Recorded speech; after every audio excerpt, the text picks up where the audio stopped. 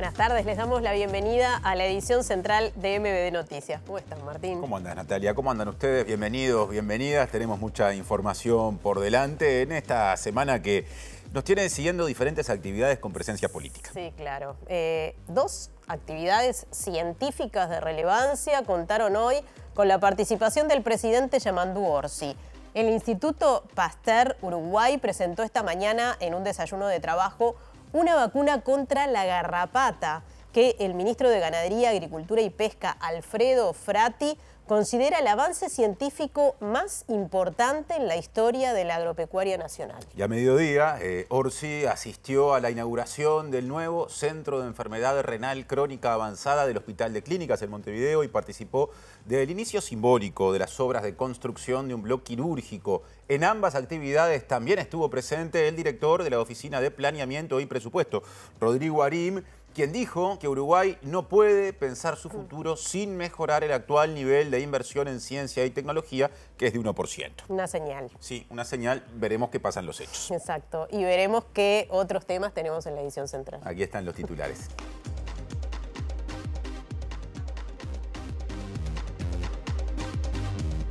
El expresidente Luis Lacalle Pou brindó este miércoles su primera entrevista desde que dejó el cargo y dijo que los políticos de la coalición están dando una discusión sensata y con datos sobre la polémica que generó ANCAP. La presidenta designada de la Comisión Administradora del Río Uruguay, Cecilia Botino, revisará contrataciones hechas a medida, según dijo, en el periodo pasado. Se inauguró el nuevo Centro de Enfermedad Renal Crónica Avanzada del Hospital de Clínicas, donde también hoy se iniciaron simbólicamente las obras de construcción de un bloque quirúrgico. El Instituto Pasteur presentó el desarrollo de una vacuna contra la garrapata bovina y el ministro de Ganadería, Agricultura y Pesca, Alfredo Frati, consideró que esa vacuna es el avance más importante en la investigación de la historia agropecuaria del país.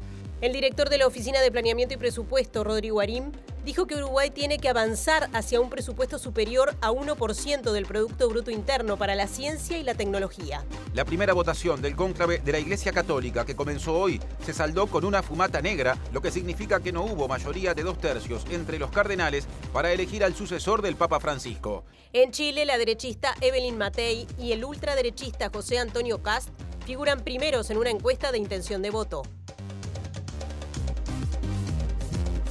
Estamos al aire a través de tvciudad.uy, la web del canal y también del canal de TV Ciudad en YouTube y también mediante Uniradio 107.7 de FM, Montevideo, área metropolitana y su web uniradio.edu.uy. Sigue Natalia porque hay adelanto desde exteriores.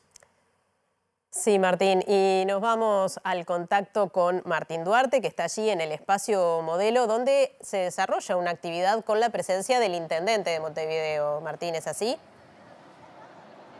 Natalia, Martín, buenas tardes para ustedes, para toda la audiencia. Está por comenzar, como tú bien decías, esta actividad aquí en el espacio Modelo, una nueva inauguración de lo que es la fotogalería a cielo abierto que va a contar este espacio. Es la 13ª que tiene la Intendencia, como decían, con la presencia del intendente Mauricio Zunino. En algunos minutos los convocamos para estar hablando un poquito más. Bueno, y en uno de los últimos actos de esta campaña electoral departamental y municipal y también del ciclo electoral está Diego Martini, allí va, Martín Lema, ¿es así? Natalia, Martín, ¿qué tal? Buenas tardes para todas y todos, así es. En esta zona de Montevideo va a estar llegando el candidato Martín Lema en la zona del municipio F, curva de Maroñas, donde va a estar haciendo la recorrida, luego se va a trasladar a Punta de Rieles, es en este cierre de campaña de cara a la Intendencia, a las departamentales por la Intendencia de Montevideo. Y a propósito, clima preelectoral en la Junta Departamental de Montevideo, se me ocurre decir, porque el edil frente amplista Claudio Visillac, presidente de la Junta, responsabilizó a la oposición porque no se alcanzó el quórum necesario para que se concretara una sesión para la cual estaba citado el intendente Mauricio Zunino. En cambio, Fabián Bravetti, edil del Partido Nacional, dijo que todo ocurrió debido a una estrategia del Frente Amplio. El Frente Amplio se ve que tiene algo para esconder y desistió de poder acudir a la sesión en su totalidad, por lo cual no nos dio el quórum. Teníamos los ediles de la oposición necesarios para poder votar este llamado a sala y esta maniobra que utilizaron deja sin que esto se pueda discutir y votar en el día de hoy. Nuestros colegas de la oposición realmente en una actitud bastante improvisada no llegaron ni siquiera 9 ediles titulares, lo cual obviamente los aleja de tener la posibilidad de instalar una sesión con estas características. Bien, comenzamos el desarrollo de la información. Varias declaraciones del presidente de la República hoy dijo que no comparte las expresiones del exmandatario José Mujica, que hace unos días sostuvo que el movimiento sindical estuvo de guampas caídas en el gobierno anterior. Orsi habló de este y de otros temas durante una visita al Hospital de Clínicas y allí fue consultado, por ejemplo, acerca de su opinión sobre el proyecto de ley que esta madrugada se aprobó en la Cámara de Representantes, orientado a regular el ingreso laboral y los ascensos a las intendencias. Yo creo que ni bien pasen las elecciones del domingo hay que sentarse con los nuevos intendentes electos en el marco del Congreso de Intendentes para que estemos todos, por supuesto, obligados por la ley, entusiasmados de que estamos haciendo lo correcto. ¿Se considera que hay que escuchar el Congreso de Intendentes antes de aprobar el proyecto? El Parlamento es soberano. El Parlamento está para legislar y para controlar al Ejecutivo. Entonces yo no puedo coartarle. El Congreso de Intendentes tiene mucho para aportar. Yo soy un defensor a ultranza de ese ámbito, de ese lugar. Por supuesto, tiene funciones que cumplir y tiene cosas para hacer. El Parlamento tiene que hacer lo suyo. El presidente Orsi negó que haya hecho coincidir sus recorridas por el interior con la campaña electoral departamental, en los lugares donde el Frente Amplio tiene más chances de ganar. No, porque la agenda diría otra cosa de lo que hoy está diciendo. A ver, tampoco podemos movernos en base a lo que las encuestas te van diciendo y sería un absurdo que el presidente se meta en esos temas. Digo, aparte incorrecto. No, me hubiese gustado recorrer más el país en este tiempo por otros temas, pero hacemos lo que podemos. Consultado sobre las declaraciones del expresidente José Mujica en relación al PIT-CNT, dijo no estar de acuerdo. Mujica fue crítico con el movimiento sindical y aseguró que estuvo de guampas caídas en el gobierno de Luis Lacalle Pou. No comparto. ¿Habló con Mujica de eso? No. Estoy hablando con Pepe, pero te puedes imaginar que en estos días hablamos de otras cosas, bastante más importantes.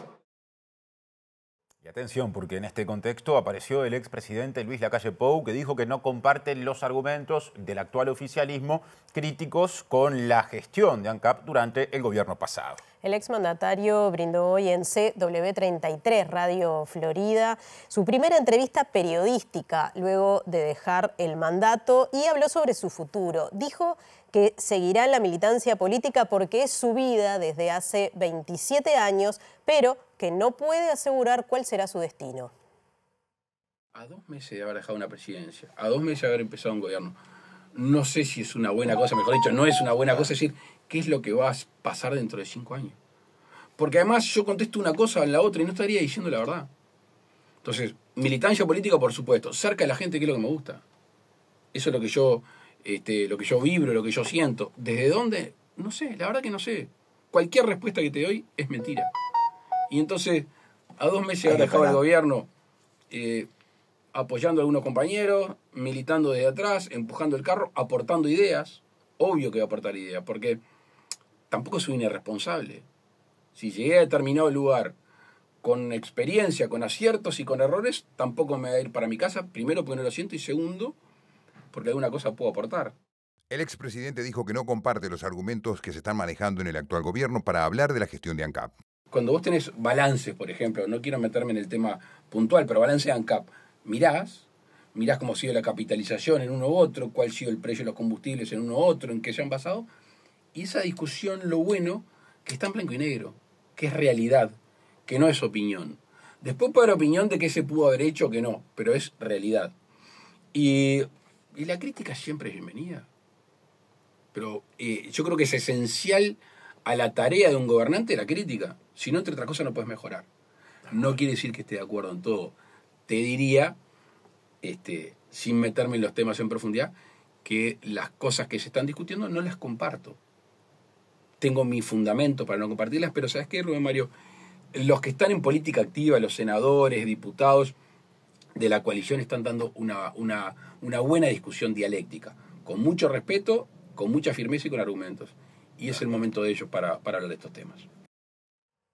Y la ex diputada del Frente Amplio, Cecilia Botino, fue designada presidenta de la Comisión Administradora del Río Uruguay, la CARU, en cuya dirección también estará como vicepresidente el exministro de Defensa Nacional, José Bayardi, y los delegados del oficialismo, Saúl Aristimuño y María Otegui. Consultada por MBD Noticias, Botino dijo que evaluará, las adjudicaciones y los llamados que se concretaron o se hicieron durante la administración pasada y que ella misma en aquel momento como parlamentaria Frente Amplista cuestionó.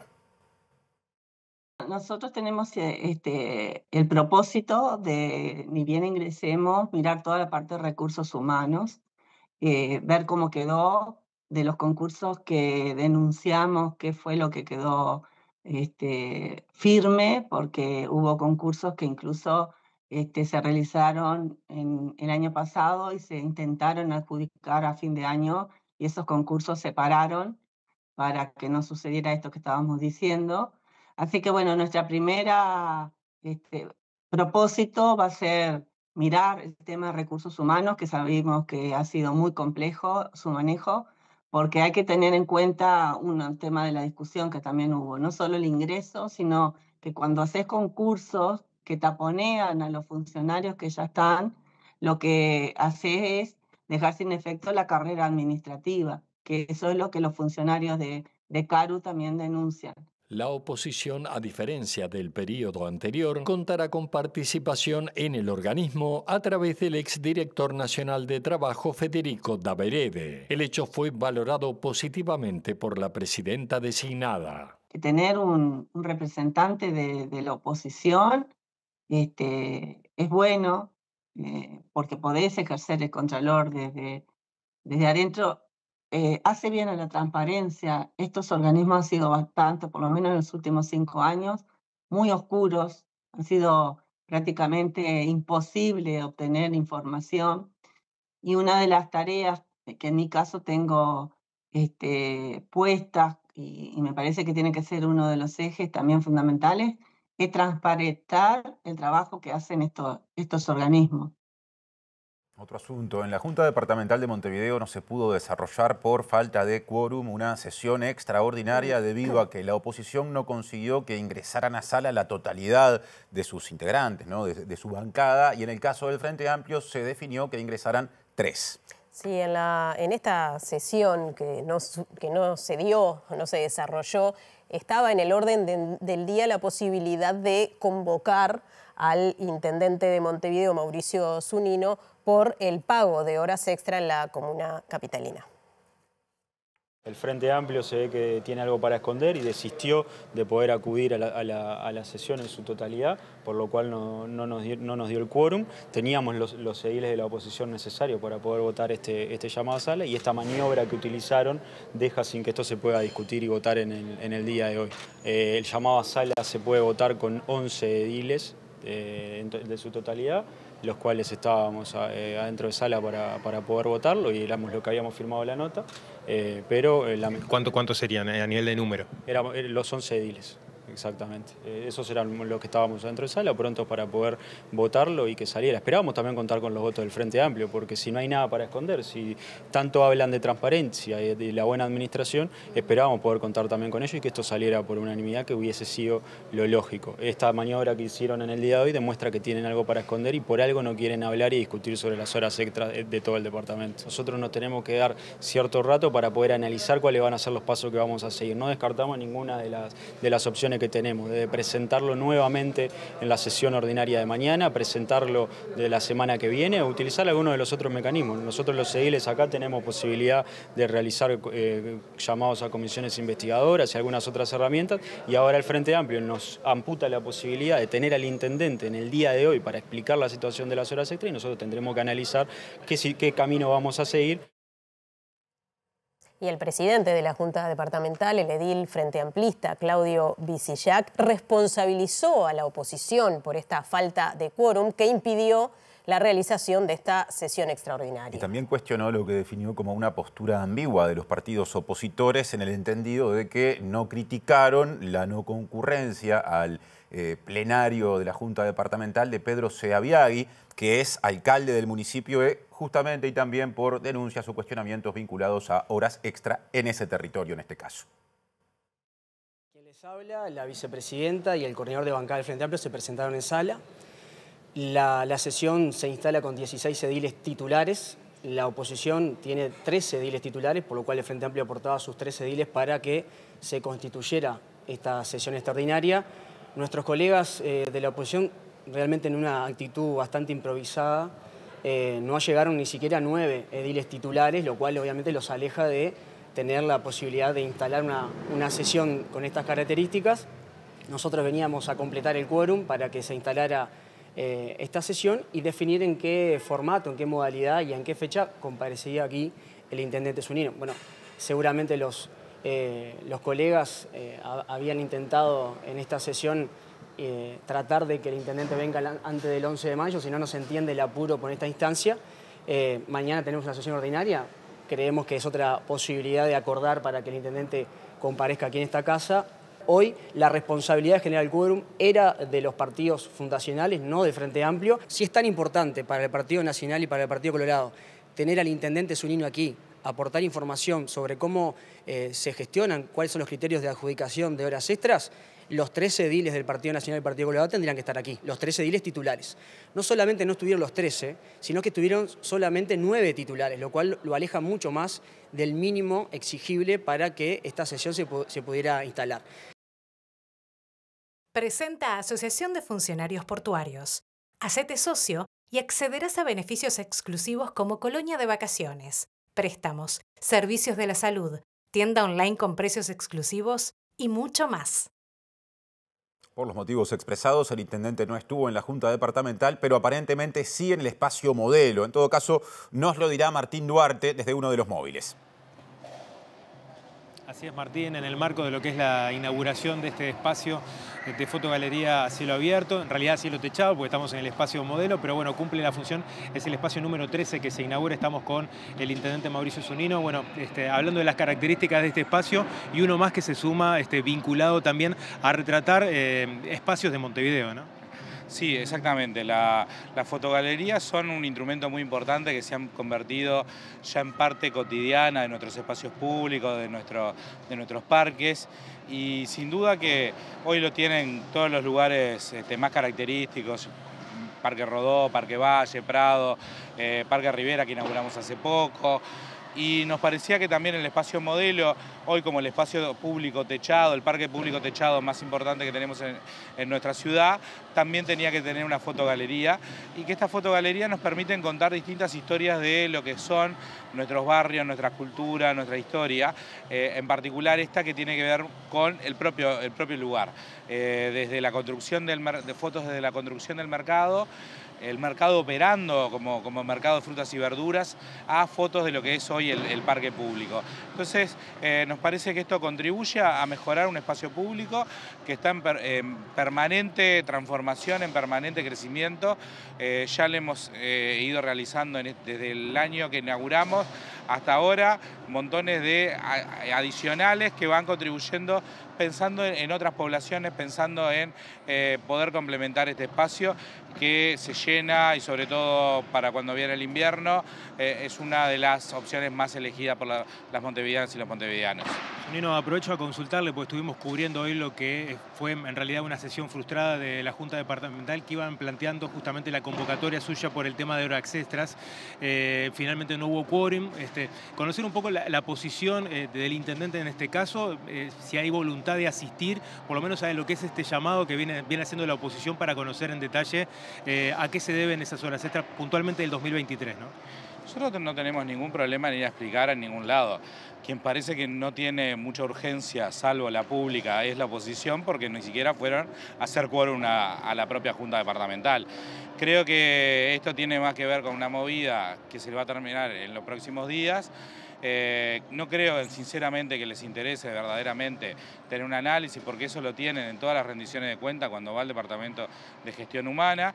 están refiriendo al dato del 2023, donde hubo explicaciones del proceso de rendición de cuentas, donde el director Mesa ya la formuló, y en realidad, claramente, si hay una intención seria, se supone que haces la voluntad y el esfuerzo por ir a hacer quórum a la Junta Departamental para que efectivamente esto funcione. ¿Qué le parece que sean? Si la Junta quiere la información, nosotros no tenemos ningún inconveniente en brindarla. Podemos hacerla. Lo que me parece que acá lo que hay es un circo vinculado a un proceso electoral, tratando de generar una distorsión sobre el proceso real de horas extra, pero que ni siquiera lo pueden sostener con un poco de voluntad yendo ahí. Estaremos conversando con el presidente de la Junta Departamental, y si también nuestra bancada entiende que es necesario que nosotros vayamos, con mucho gusto compareceremos en el régimen que la Junta entienda pertinente. La bancada opositora pretende aplicar el artículo 78, que sería convocarlo en el día, justamente por esa intención de que sea antes de las elecciones. Creo que eso es parte de ese circo mediático que tienen que hacer. Capaz que lo primero que deberían hacer es ir a la Junta. Consultarle a propósito, también para que el televidente le quede claro, el promedio de horas extras por año que aplica la Intendencia, ¿se coincide un poco con este número que ha surgido por encima de las 800.000? Sí, en realidad tiene que ver, las horas extras están vinculadas a la función, la cantidad de horas que vos hacés. Obviamente vos tenés tareas extraordinarias sobre las cuales necesitas cubrir y no se justifica que vos tengas personal permanente para tareas extraordinarias. Por ejemplo, ¿en qué tipo de áreas? Pensemos, por ejemplo, la Semana Criolla. Yo necesito que un personal trabaje toda una semana, que es semana libre, carnaval, maratón de Montevideo. O sea, vengo acumulando actividades extraordinarias, pero que tienen que básicamente, existe el instrumento de hora extra, porque en realidad son tareas no permanentes, si no tendría funcionarios excedentarios en esas áreas en el resto de las actividades. Y básicamente andan en un 4,5%, tanto a nivel de horas como a nivel de remuneración en relación al rubro cero. Por lo tanto, nos parece que esto es un valor sumamente razonable, y eso es lo que básicamente queremos mostrar, y es lo que está mostrado en el balance, lo que explicó el director de gestión humana en el proceso de rendición de cuentas el año pasado, y lo que, si nos convocan, iremos a explicar. Por último, consultarle, porque desde el oficialismo del Frente Amplio se cuestionó la no presencia del alcalde del municipio que había sido convocado el pasado lunes, teniendo en cuenta que es uno de los municipios que en mayor adjudicación de horas tiene, por encima de las 160, 170 algunos funcionarios. Bueno, ahí en realidad los municipios tienen autonomía en la elección del sistema de asignación de horas. Hay un tope general que rige para todos los municipios. Puede haber pedidos especiales de destope de la tasa global.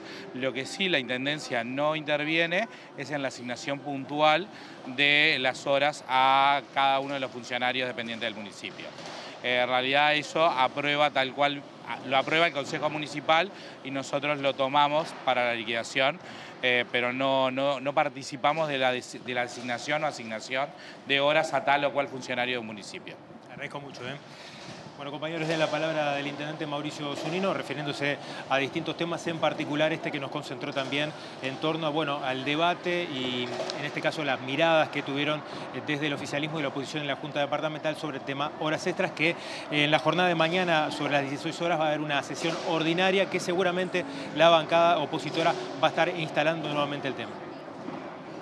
Gracias, Martín, y resto del equipo. Ahora pasamos a la agenda nacional. Habló el ministro del Interior, Carlos Negro, y dijo que para que Uruguay supere, la actual crisis en materia de seguridad, se deben encarar políticas de Estado, se debe trabajar con criterio de generar políticas de Estado, empezando por atender la situación crítica también del sistema carcelario. Negro se reunió esta tarde con el secretariado ejecutivo del Frente Amplio y allí señaló que mientras se trabaja en el plan quinquenal de seguridad, se está atendiendo la realidad cotidiana con mucha presencia policial en todo el territorio. Estamos cambiando las ruedas de un auto que está en movimiento y que no podemos pararlo. Este auto no puede parar para realizar los ajustes que se requieren. No podemos parar y estamos en un continuo trabajo en los barrios, con los operativos, con allanamientos como el de hoy, en la zona del Cerro, incautaciones, control de la movilidad como son las motos y la problemática de las motos, un sinfín de actividades que se están desarrollando en el territorio por parte del Ministerio, pero además trabajando en delinear un plan de seguridad pública para los próximos 5 años y, si es posible, para pasar los 5 años. Es decir, estamos manejando la coyuntura, tratando de, como ustedes ven, ustedes pueden verlo en los diferentes barrios de Montevideo, el importante despliegue que se está haciendo, de acuerdo a cada zona, se está imprimiendo la velocidad, la cantidad y la calidad de un operativo determinado. Uno de esos temas, quizá el más complejo, sea el problema carcelario. En el problema carcelario estamos pidiendo, lo hicimos el otro día en la Comisión del Senado de Seguridad, nosotros le planteamos a los senadores de la oposición la necesidad de estructurar una serie de acuerdos programáticos que sean pocos, claros, pero consistentes, que nos permitan avanzar en proyectos de ley presentables a corto plazo para empezar a trabajar en grandes políticas de Estado en algunas medidas para el sistema carcelario. Bueno, decíamos algo al arranque, se inauguró el nuevo Centro de Enfermedad Renal Crónica Avanzada del Hospital de Clínicas, donde también hoy se iniciaron simbólicamente las obras de construcción de un bloque quirúrgico. Sí, y el presidente Yamandu Orsi, como anticipamos antes, estuvo presente en el lugar, digamos, poniéndose al tanto de estas iniciativas y también de otras, como por ejemplo una asociada a la salud mental, según contó Álvaro Villar, que es el director del hospital. Villar detalló que el nuevo centro de tratamiento de la enfermedad renal crónica demandó una inversión de $3 millones y podría llegar a alojar hasta 32 sillones de diálisis. Se inauguró el centro de diálisis, que en realidad es un centro de tratamiento de la enfermedad renal avanzada en todas sus formas. La diálisis es una de ellas. Le mostramos al presidente el avance de las obras de salud mental, que ustedes saben que el Parlamento nos votó los fondos necesarios para construir un centro para 8 camas y un hospital de día que funciona hasta la noche, es decir, donde los pacientes se internan de forma provisoria. Ese hospital de día y las camas se van a inaugurar ahora en fines de agosto. Esa obra está muy adelantada. Y hoy el presidente, de forma simbólica, puso el ladrillo inicial a un bloque quirúrgico que va a contar con 10 salas.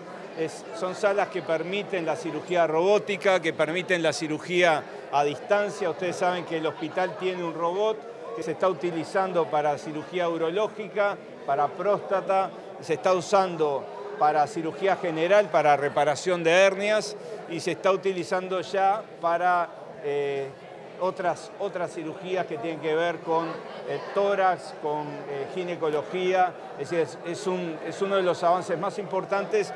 Requiere una ampliación ese bloque quirúrgico y es lo que inauguramos hoy, ¿no? Y Orsi también estuvo durante un desayuno en el que el Instituto Pasteur Uruguay presentó el desarrollo de una vacuna contra la garrapata. Y atención, porque la vacuna fue generada por los científicos Agustín Correa y Matías Machado. Y el director del instituto, Carlos Battiani, dijo que las autoridades pidieron incluirla en el control de la garrapata y se estima que a fin de año se vacunará a más de 6.000 animales. La problemática es muy grande. La garrapata, además de que genera otras lesiones y transmite enfermedades al ganado, le implica pérdidas estimadas en aproximadamente $50 millones al país, pero además, sobre todo, el problema es que la garrapata cada vez se hace más resistente a los acaricidas, se usan entonces cada vez más acaricidas y eso se detecta en la carne. Si Uruguay, como país exportador de carne, le detectan presencia de acaricidas en los países compradores de carne, Uruguay tiene la posibilidad de perder mucha venta de carne, que es obviamente todos sabemos, un país agroexportador. Por tanto, la vacuna, que es una solución natural, es absolutamente normal para la vaca, genera una respuesta inmune y lo que hace es controlar la garrapata. Entonces yo creo que es un manejo inteligente desde varios puntos de vista, desde la salud animal, desde la salud ambiental, porque evitás tener contaminación con acaricidas en el ambiente, y por supuesto de la salud humana, porque el humano deja de consumir carne con trazas de acaricidas que son muy tóxicos. Y el ministro de Ganadería, Agricultura y Pesca, Alfredo Frati, consideró que esta vacuna contra la garrapata bovina es el avance más importante de la investigación de la industria agropecuaria del país. Y atención, porque dijo que Uruguay pierde entre 70 y 80 millones de dólares por año, producto de la presencia de la garrapata en el ganado. Yo creo que va a ser de las cosas más importantes a nivel de investigación vinculado al sector agropecuario que hemos visto en la historia del país hasta hoy, ¿no? Parece que si se confirma a campo lo que está dando en las pruebas, la verdad que sería un avance importantísimo, calzando además con un proyecto que nosotros tenemos de shock de lucha contra la garrapata, que sería espectacular y ya podríamos empezar en noviembre de este año. ¿Qué impacto tiene la garrapata y qué impacto tiene esta iniciativa?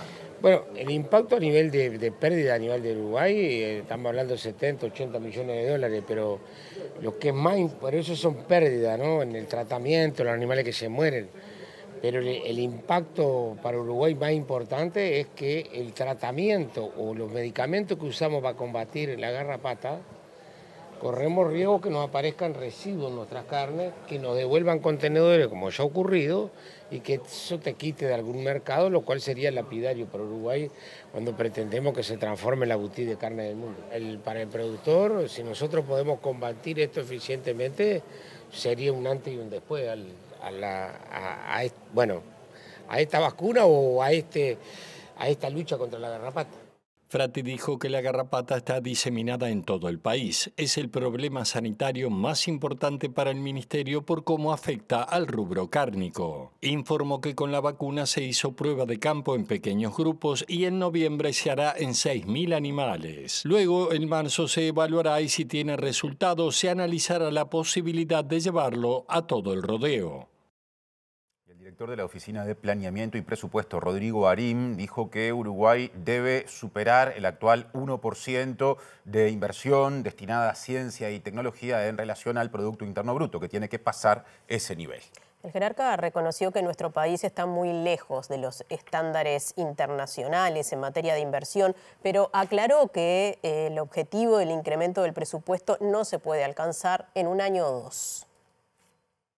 Uruguay no puede pensar su futuro sin mejorar lo que hace en términos de ciencia, tecnología e innovación, tanto en el plano de la inversión, donde estamos bastante lejos, como tú planteas, de los estándares internacionales, como de la articulación entre los distintos actores que integramos el sistema de ciencia, innovación y tecnología y, por supuesto, el sector privado y los actores sociales en general. Desde ese lugar, uno de los objetivos del gobierno es efectivamente aumentar la inversión en ciencia, tecnología e innovación a través de distintos instrumentos. El ejemplo que acabamos de ver el día de hoy, que tiene que ver con una vacuna con la garrapata, es un ejemplo claro de la relevancia de esta temática. Fíjese que estamos hablando de un desarrollo que puede tener un impacto directo en la calidad de la actividad agropecuaria del Uruguay y a la misma vez potenciar y generar nuevas plataformas para generar productos tecnológicos, biotecnológicos en este caso, desde Uruguay. ¿Y en qué porcentaje del PBI piensan cuando hablan de presupuesto quinquenal? En esto voy a ser consistente porque aún en mis roles anteriores siempre he dicho que no creo en los números mágicos. Tenemos que avanzar hacia... Uruguay tiene que ir avanzando hacia estándares que nos ubiquen por encima del 1%. De eso no tengo ninguna duda. Lo cual no quiere decir que lo podamos hacer por razones de distinta naturaleza en el correr de un año o 2 años. Pero tenemos que ubicar el barco en la dirección correcta.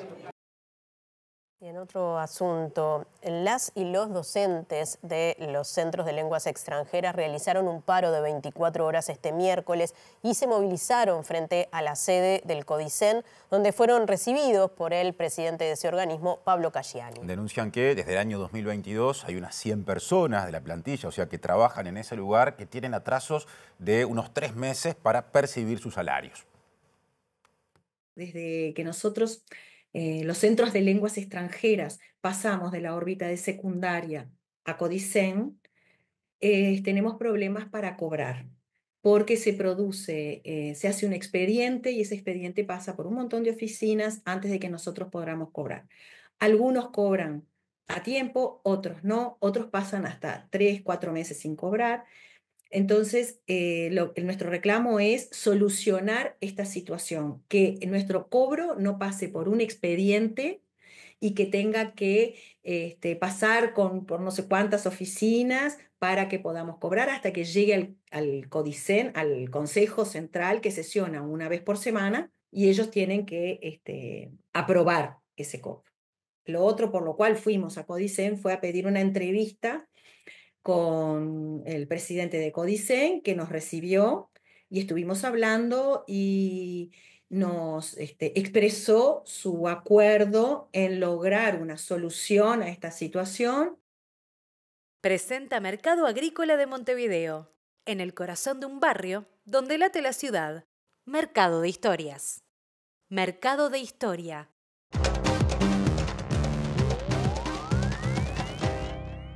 Bien, y empezamos yendo a Roma o mirando hacia allí, precisamente a la chimenea, ¿no? Sí.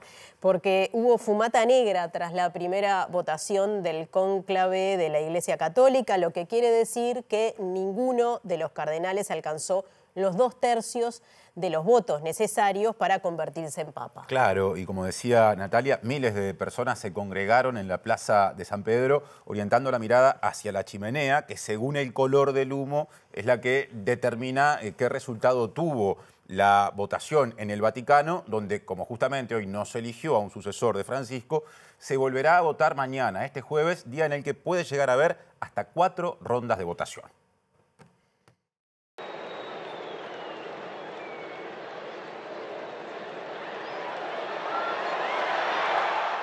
Comenzó a salir de la chimenea ubicada en el tejado de la Capilla Sixtina algo más de 3 horas después de que empezara formalmente el cónclave, una vez culminó la primera votación para designar al sucesor de Francisco. El tiempo de espera alimentó expectativas en vano acerca de que la eventual elección del nuevo líder católico fuera este mismo miércoles. Como consecuencia de que no se haya alcanzado el mínimo de 89 votos para designar al nuevo papa, este jueves los 133 cardenales menores de 80 años volverán a reunirse para nuevas votaciones. Está previsto que tengan lugar 2 rondas de votación por la mañana del Vaticano y otras 2 por la tarde, siempre según ese uso horario. Si en las primeras de cada turno no hay acuerdo sobre un nombre, solo habrá 2 fumatas, previsiblemente no antes de las 7 de la mañana y las 2 de la tarde de Uruguay. Si hubiera una fumata antes de esas horas, indicaría que los cardenales le concedieron la mayoría a uno de los elegibles. A propósito de los escenarios resultantes de lo que pase mañana, el análisis del País de Madrid plantea que si este jueves hubiera 4 votaciones y la situación siguiera incambiada, se abriría un periodo de reevaluación de los apoyos que podría darle oportunidades a cardenales que por el momento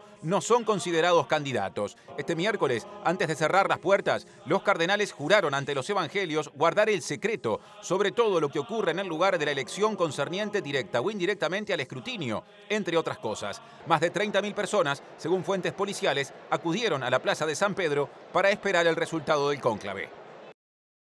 Ahora hacemos un paréntesis en la información internacional. Sí, nos vamos al contacto con Diego Martini, que está allí en esta actividad donde está el candidato Martín Lema. Siempre dando la cara. Sí, así es, compañeros. Estamos en la zona del municipio F, donde el candidato a la intendencia por el Partido Nacional, por la coalición, Martín Lema, está haciendo su cierre de campaña y se está refiriendo y se está dedicando palabras en estos momentos a los militantes que vinieron a saludarlo en este cierre de campaña, que lo está haciendo de una forma más informal, no con un acto de cierre. Y lo escuchamos a él. Hemos hecho toda la campaña entre los montevideanos, hemos hecho toda la campaña visitando todo Montevideo. Hemos hecho toda la campaña de recorrida permanente, recibiendo propuestas, recibiendo planteos, con un plan serio, con un gran equipo y con la actitud de estar donde hay que estar dando la cara. Entonces, eso básicamente es lo que estamos haciendo con mucha informalidad, por eso no queríamos dar ni micrófono ni nada, simplemente expresar esto. Y siempre decimos, quedan los últimos días. Los sueños se persiguen, los resultados se construyen y la historia se escribe. Podemos hacer las 3. ¿Cuál es la actitud que tenemos que tomar? Hasta el último minuto darlo todo y hasta la última gota de sudor. Hagamos historia y transformemos Montevideo. Muchas gracias. Lema, perdón, aprovecho a consultarle, estamos en vivo para TV Ciudad. Quería consultarle por la falta de quórum en la Junta Departamental para no poder llamar al intendente Mauricio Zunino. Yo creo que por diferentes ediles se podía haber dado el quórum para dar una señal de transparencia cuando se está tan cuestionado, ¿no?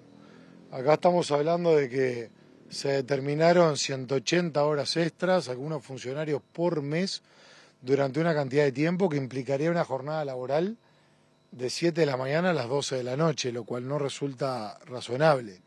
Cuando se hace una cuestión pública de eso, quienes deben ser los primeros interesados de dar cuenta deberían ser las propias autoridades.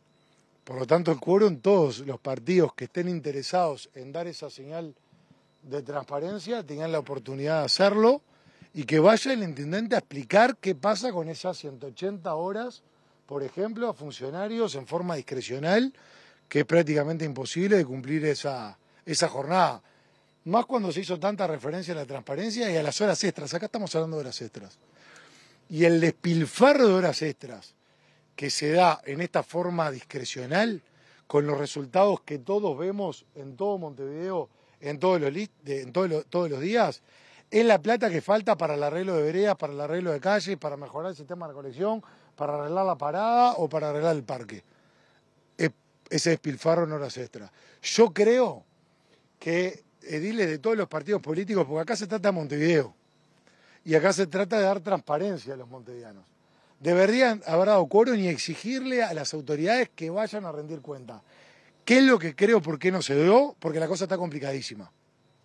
Porque evidentemente, si hay cuestionamientos públicos y cuando se hace gárgaras con la transparencia de las horas extras, cuando tenés la oportunidad de limpiar esas expresiones y teniendo esa oportunidad no lo haces, es porque está muy complicada la cosa. Esa es la conclusión que yo llevo en la jornada de hoy. Acá también hay un cambio, nosotros promovemos un cambio de modelo.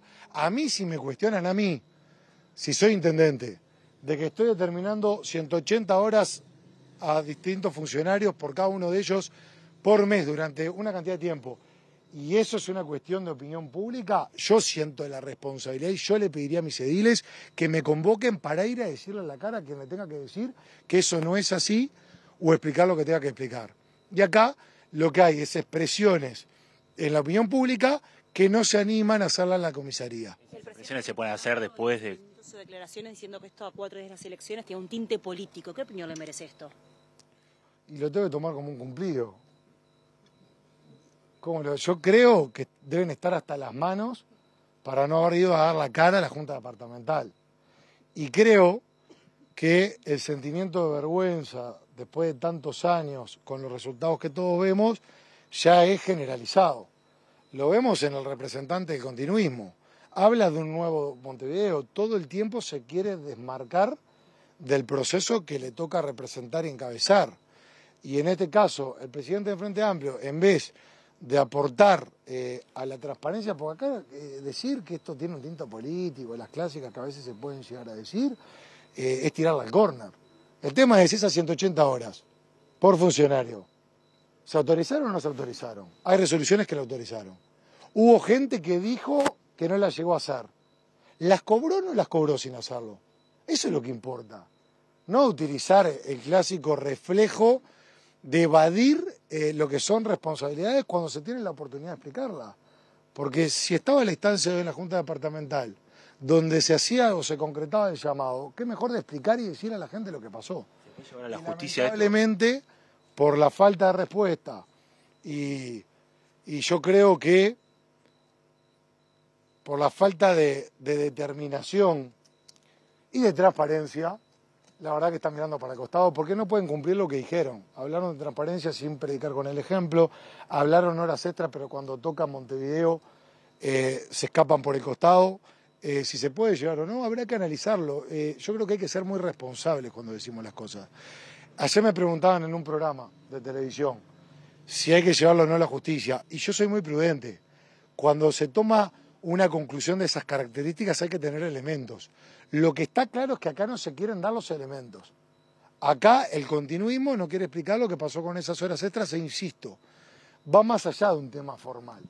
El despilfarro, porque estamos hablando que en el año 2023 fueron 10 millones de dólares de horas extra, solo en un año, y que si tomamos en cuenta 4 años, los últimos 4 años que tenemos conocimiento, fueron más de 3.400.000 horas extras que se establecieron por parte de la Intendencia.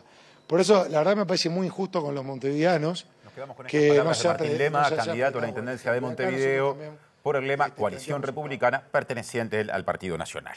Y vamos a continuar con las noticias internacionales, Martín. Seguimos adelante con más información en esta edición central de MBD Noticias. Les contamos que en Chile faltan 6 meses para que se desarrollen las elecciones presidenciales, que van a ser el 16 de noviembre, y en ese contexto se conoció una nueva encuesta, en este caso del Centro de Estudios Públicos, que desarrolló la encuesta número 93, justamente de carácter nacional. Y este muestreo posiciona como favorita a la precandidata de la Unión Demócrata Independiente de la coalición Chile Vamos, Evelyn Matei.